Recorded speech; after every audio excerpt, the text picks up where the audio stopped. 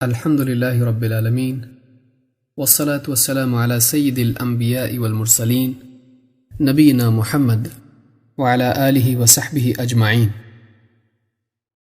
دروس رمضان باب 15 روزہ اور دعا۔ روزہ دار اللہ کی رضا کے حصول کے لیے اپنی مرغوبات بلکہ اپنی بنیادی ضرورتوں کو بھی چھوڑ دیتا ہے۔ اللہ تعالیٰ بھی روزے دار کو اس کے اس مجاہدے کے بدلے اپنے قرب اور عطا سے نوازتا ہے۔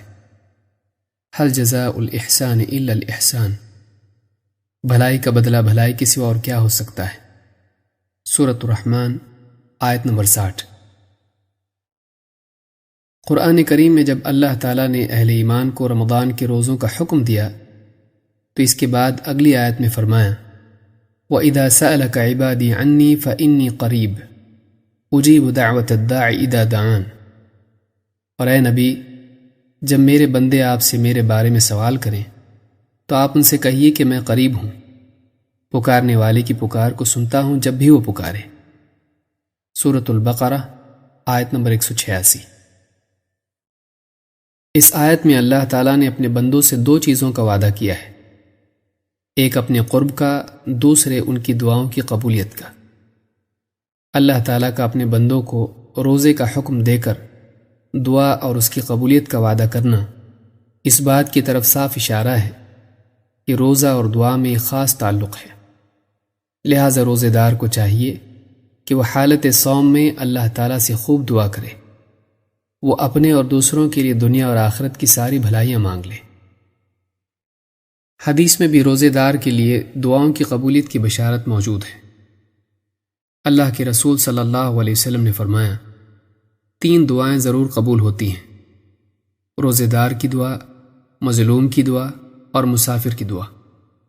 اس حدیث کو امام البیہقی نے شعب الایمان میں روایت کیا ہے۔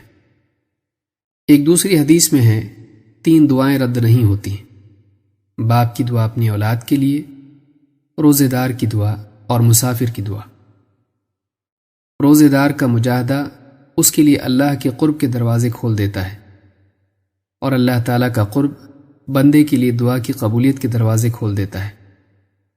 لہٰذا روزے دار کو چاہیے کہ وہ اللہ تعالیٰ سے دعا اور مناجات کے ذریعے اپنی دنیا اور آخرت کے مسائل حل کروا لے۔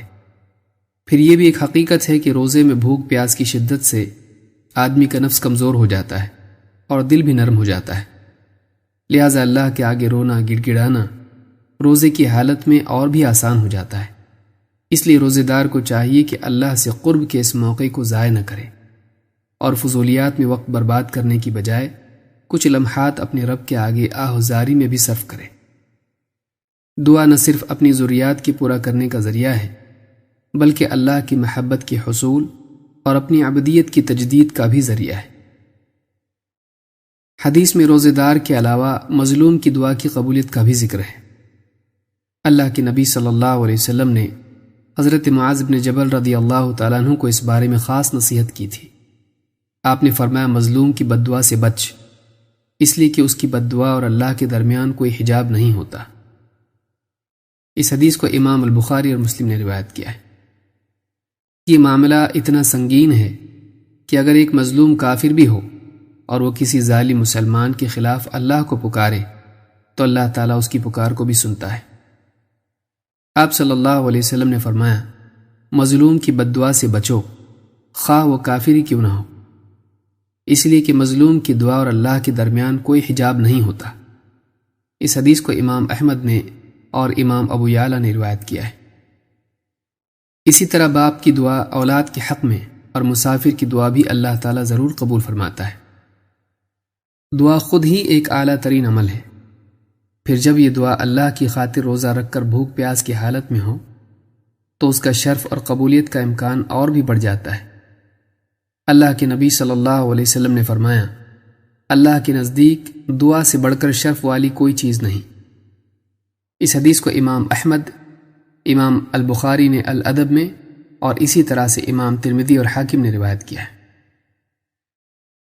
بلکہ دعا تمام عبادات کا مقصود ہے۔ جتنی بھی عبادات ہیں ان میں بندہ اپنے حال اور اپنے مقال سے اللہ کے تقرب اور اس کی عطا ہی کا طلبگار ہوتا ہے۔ آپ صلی اللہ علیہ وسلم نے فرمایا سب سے افضل عبادت دعا ہے۔ ایک دوسری حدیث میں فرمایا اللہ تعالیٰ بڑا حیا والا ہے، بندہ جب اپنے دونوں ہاتھ اس کی طرف دعا کے لیے اٹھاتا ہے تو انہیں خالی اور محروم لوٹانے سے بہت شرماتا ہے۔ اس حدیث کو امام احمد، ابو داؤد، ترمذی، ابن ماجہ اور حاکم نے روایت کیا ہے۔ اللہ سے دعا نہ کرنا پست ہمتی کی بدترین صورت ہے۔ آدمی اللہ تعالیٰ سے مانگنے سے بھی عاجز ہو جائے تو یہ عاجزی اور ذلت کی حد ہے۔ اللہ کے نبی صلی اللہ علیہ وسلم نے فرمایا سب سے عاجز انسان وہ ہے جو دعا سے بھی عاجز ہو جائے۔ اس حدیث کو امام الطبرانی اور امام البیہقی نے شعب الایمان میں روایت کیا ہے۔ اسی طرح اللہ کے مقابلے میں اپنے آپ کو مستغنی بنا لینا اور دعا نہ کرنا بھی اللہ تعالیٰ کے نزدیک ایک جرم ہے۔ دعا سے اعراض کرنے والے شخص سے اللہ تعالیٰ ناراض ہوتا ہے۔ اللہ کے نبی صلی اللہ علیہ وسلم نے فرمایا جو شخص اللہ سے دعا نہیں کرتا اللہ تعالیٰ اس پر غصہ ہوتا ہے۔ اس حدیث کو امام الترمذی نے روایت کیا ہے۔ ان تمام باتوں کا خلاصہ یہ ہے کہ روزے دار کی دعا اللہ کے نزدیک مقبول ہوتی ہے، لہٰذا ایک روزے دار کو دعا میں کوتاہی نہیں کرنی چاہیے، بلکہ اس موقع سے فائدہ اٹھا کر اللہ سے اپنے اور دوسروں کے لیے بلکہ پوری امت کے لیے خیر کی دعائیں کرنی چاہیے۔ اقول هذا واستغفر الله لي ولكم۔